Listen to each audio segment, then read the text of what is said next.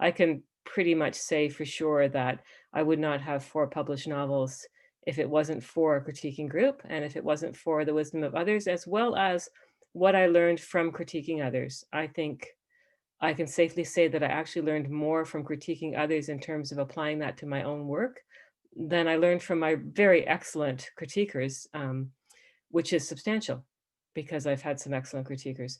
So it is really important.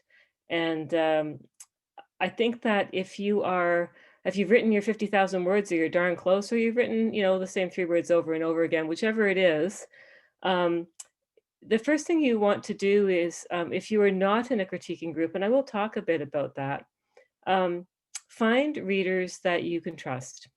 Find readers that you can trust to be honest. If you can find other writers who are willing to read your work, um, that's particularly good because they're more likely to understand structure or the kinds of things that you want them to look for: structure, dialogue, character development, pacing.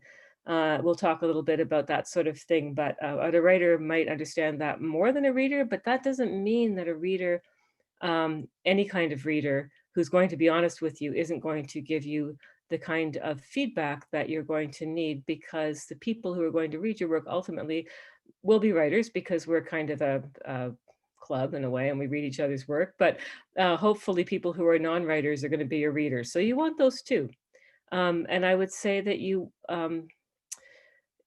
it's a good idea to have a handful of trusted readers, not so many that you're overwhelmed with the feedback, and not so few that you're not getting a broad response to your work. So try to get a mix. Um, so say you've asked someone for feedback on your 50,000 word brilliant NaNoWriMo masterpiece. Now what? So I would say there's 2 really important things. One is direction, and the other is appreciation. So direction, this is where you let the critiquer know what it is you're looking for. It's really good to give people some specifics, not just, do you like it? It's too much of a wild card. Ask for what it is that you're struggling with and ask them for feedback on that. Of course, you want an overall sense of, is this working? Do you like it? Did you enjoy it? But you also might want to say, how's my start? Is this grabbing you off the bat? Is my character believable? Does the dialogue flow? How's the pacing? You'll know what it is that you're struggling with. And those are the things that you specifically will want to ask your critiquer to pay attention to. And more importantly, you're going to want to ask your critiquer, as I said before, to either please be honest, really, I can take it, or this is a deeply personal story, so I do want you to be honest, but please be kind. I had one. I did a mentorship with the Humber College in Ontario, and my mentor was David Bergen, who's won the Giller and is up for another one. And I told him to have at her and be really brutal, and he was. Holy crap! It was really hard. In fact, at one point he said, "Maybe you should write this book for your family," which was really, really painful. So I probably will never tell someone exactly that again. Be brutal. You do want honesty, though. So, so I guess the bottom line for that is, whether you're asking for a general impression or specifics, just be really clear on your expectations from the get-go. And if you have the same expectations for all your readers, give them the same thing. Not there may be a reader that you have, perhaps that person is a writer who is exquisite with dialogue. So ask that person to work with dialogue and take a look at it for you. Or if you just have a general reader, what did you think? May be enough. As long as you've got a range of readers, you're going to be good. So appreciation. Critiquing is hard work. It's really hard work. And you might feel that every word that you have is brilliant, but I can almost guarantee if it's your first draft, there's lots of warts. And warts are hard to read. So really be appreciative of your reader. And that depends on your relationship with your reader, how appreciative you want to be. If it's a buddy, a nice bottle of wine, it's a good thing. If it's another writer, an offer to do the same is a really good thing to do. So err on the side of generosity with your readers, not because you're bribing them, though that's always tempting, but because because you just want to, you know it's a lot of work, and you want to make sure that they feel appreciated, especially if you ever want to ask them again. So the next questions are like, what if you say you were critiquing for somebody, and this will give you an idea of how you want to be critiqued. Um, I guess the question is, and by the way, I'm going to give you, I've given Heather a handout, 4-page handout, which of everything that's going to be in this. So you take notes by all means, especially if something really resonates with you. But otherwise, when she sends out the survey, which I hope you'll fill out, you'll also get this. So what goes into a critique is what worked, the parts of the piece or whatever it is that you've sent in that you enjoyed, that are well done, the word choices, the turns of phrase that shine, the passages that swept you up. Definitely give people all of that. What worked is really important. What didn't work is also really important. So focus on specific things that the author might address to make the piece smoother, clearer, more enjoyable, parts you felt were lacking or needed enhancement, points of confusion or lost interest. Info dumps. Do you know what an info dump is? It's when we want to get a lot of information across, and instead of working it into your narrative and into your fiction, you just kind of go ka-thunk. This is what this is about. It's a bit deadly to read. So, and it's tempting to do because it's so much easier. So those kinds of things. What might work better? You might have things that are working really well, but it might be benefit, a scene might benefit from a pickup in the pace, for example, especially if it's a tension scene, um, or an opportunity you see for further development. Those are kinds of the things that might work better. One of the big things that as a critiquer you should not do, and hopefully your critiquers will not do, is rewrite a scene to show you how it should be done, because that's the one thing that is you just never want to do. And then line edits, those kind of copy edit things you see as you go. If you're reading a big piece of someone's work, you might not be asked to look at those, but by all means, if you see a misplaced comma or apostrophe, or you see a typo, circle it. Make notes on the side of the piece. Those are all useful. Eventually, it's going to get to that polished state. It's going to be really nice to have that. So, are you all with me? It's the people that are blank that I worry about. It's like, there's like, I have no idea what they're thinking, but so the kinds of things that you might want to have critiqued, or if you're critiquing someone else, because I see it from both sides. Does the beginning clearly establish the who, what, why, when, where? Does it grab you? These are the sorts of things. You don't need to make an exhaustive list because you will get this handout. And these are just examples, but pacing, for example, is it too slow? Is it too fast? Is there tension and conflict? Did the story start and end in the right place? And that's interesting because quite often our stories start quite a ways further in than we actually started them. You don't see it till later. Do all the scenes serve a purpose? Do any scene that's in a fiction narrative should either advance the plot, reveal something about the character, reveal something about the setting? If it's not doing one of those things, then you have to question why it's there, if it's just a gratuitous scene. It's good to ask yourself that question too. Characters, are they believable? Are they distinct? So are they fully formed as opposed to the stereotype? Is the dialogue believable and easy to follow? Do main characters change and grow? There should be transformation in your main characters in some way. And so sometimes they don't grow, sometimes they go the other way, but whatever they do, they need to be doing something. There needs to be a transformation. Do we care about the characters that we should care about? How many books have you read where you just really never liked that character? It's difficult to write an unlikable character, but you can write an unlikable character that your reader roots for in some strange way. So, and point of view violations. So if characters having knowledge they shouldn't, if you're going from character to character in their heads, that kind of thing.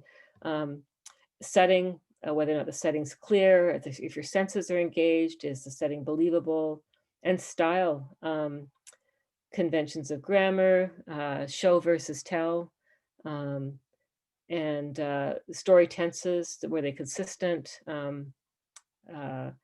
Is there a strong voice? Is the voice consistent? Those are the kinds of things that you might find in style. So those are all the sorts of things that one might critique or one might ask to be critiqued. And if you are critiquing someone else, and this is something that you can ask for from your critiquer, and this is written, these notes are written with the idea of a critiquing group in mind. You can take that into consideration, but in a critiquing group, you would come prepared. You'd have a summary critique of your critique written out and ready to speak to. You would ideally start with what you liked and what worked well.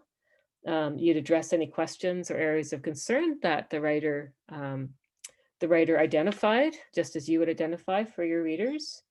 Again, it's two sides to the critiquing coin. So to me, they're sort of inexplicably linked, inextricably.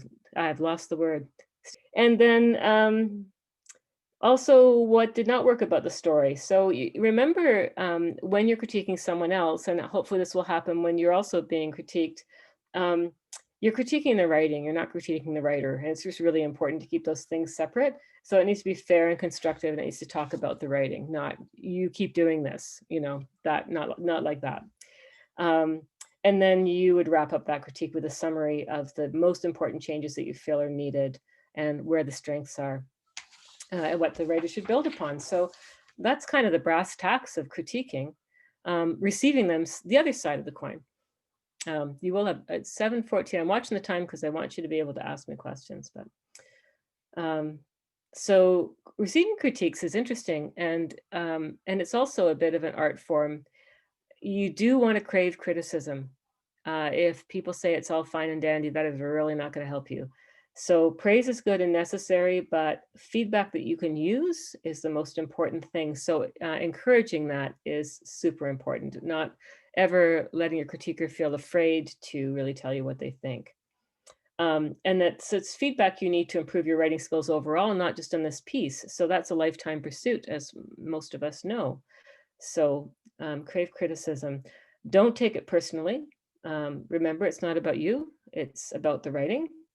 And again, you're a student of the art of writing, so critique is how you can improve the story and refine the technique. It's not about your intelligence or your talent or any of those things. There's many versions of true. What's true for one reader may not be true for another reader. So if you can hear conflicting critiques if you've got several readers, as I think you should. So give every comment due consideration and respect. If 6 people have the same comment, it's probably something you really seriously need to look at. But if you have 2 or 3 comments and they seem to be conflicting, I love the humor. I hate the humor. I don't know. But then you need to pick and choose what works for you, what resonates the most with you. At the end of the day, it's your story. It's always going to be your story. But yeah, just give everyone's comments their due. Don't be defensive. But do ask questions. So if you need clarification about something somebody's saying, then definitely ask them. In fact, it's not a bad idea when you receive a critique, especially a written critique, if you ask, can I follow up with a phone call? Could we talk about this some more? Could I fire off a question by email if I have one while I'm working on it? It's really helpful to know that you've got that open door. And I think the critiquers appreciate it because it shows them that you're taking them seriously. And then write down all the important bits as they come to you, and definitely make sure you understand the comments. And again, be appreciative. So thanks for your excellent feedback is a really nice thing for someone who spent 6 or 8 hours with your NaNoWriMo for 50,000 words to hear. And then what do you do with all those critiques? This one's interesting. The trick is figuring out what the story that you originally set out to tell even stronger. Sometimes you need to look past the suggestion to see what problem it's referring to, and then really look at the problem. So sometimes the suggestion isn't the answer you need, but it's giving you the direction of where you need to look. So that's an important one, and actually kind of a difficult one to see. Again, 9 out of 10 critics agree that probably there's a general consensus, and you definitely need to look at that, even if the solution is painful. Try to always keep the perspective of the story as a whole. So don't let somebody's feedback take you too far away from your original intent. Um, so we always remember what story you're telling, and definitely choose, while you respect the time and the thought that's gone into their critique, and you give every suggestion your full consideration, you do choose your own path. You choose your own path through the story in a way that most works for you. So that's the last bit that I have here is really about starting or joining a critiquing group, and that's in the handout. And I do recommend, just show of hands, who's got a critiquing group now? And there's a whole bunch of blank people. So there's two I see so far. I don't know about the other four, but I really recommend it. And it's hard to join a critiquing group. I find that people, once you get a really good dynamic and a working group, and because critiquing groups are really about trust, and you start to create trust within your group, people don't quickly want to mess with that dynamic. And then there's also the thing with a critiquing group can become very quickly very unwieldy if it's too large and there's just too much material to look for. I know that Steve has been in a group that run at the Toronto Public Library that's huge, but not everyone gets critiqued every time, only 2 stories. So it's a little bit of a different setup. If you're working on a manuscript, you really probably want to have some of your work critiqued every single time. And I have to say that the deadlines of meeting monthly really helps to get the work done. And the trust that you start to build, but really helps as well. Plus, there is a lovely camaraderie to a writing group, because we write in isolation, right? So you get together, and I'm going to stop in 1 minute, so there's 10 minutes for questions. But my writing group of 7 people has been meeting, although we're at a bit of hiatus right now, for 15 years, I think, in various configurations. And we meet, we discuss everyone's work. Not everyone submits every time. And then we have a starving artist dinner of soup and bread and cheese and wine. And it's just lovely. And I realize that we're talking in COVID times, but um, having that cohort of people who are all sort of striving to do the same thing in their different ways and at their different computers is a pretty fine thing. So that's my brass tacks on critiquing.